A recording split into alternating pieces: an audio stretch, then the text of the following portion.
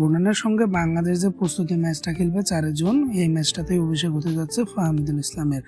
ফাহমিদুল ইসলাম বাংলাদেশের এই মুহূর্তে ফরওয়ার্ড লাইনের বড় একটা সমস্যার সমাধান করে দিতে পারেন। বাংলাদেশ যে গোল শূন্যতায় ভুগছে তার অন্যতম বড় সমস্যার সমাধান হয়ে যেতে পারেন এই ফাহমিদুল। তো আপনারা সবাই একটা আন্দাজ করছেন যে ফাহমিদুল ইসলামকে ফরওয়ার্ড লাইনে ঠিক কোন সাইডে খেলালে সবচেয়ে ভালো হবে। তো আমার সবচেয়ে মনে হচ্ছে ফাহমিদুল ইসলামকে লেফট উইং দিয়ে লেফট ব্যাক হিসেবে খেলালে সবচেয়ে ভালো হবে, কেননা ফাহমিদুল ইসলামের যথেষ্ট গতি রয়েছে। তিনি উইং থেকে দারুণ গতি নিয়ে বল টানতে পারবেন এবং মাঝে মধ্যে কিছুটা ব্যাক পাস দিতে পারবেন এবং কিছুটা পেছন থেকে সামনের দিকে বল নিয়ে এগিয়ে যেতে পারবেন।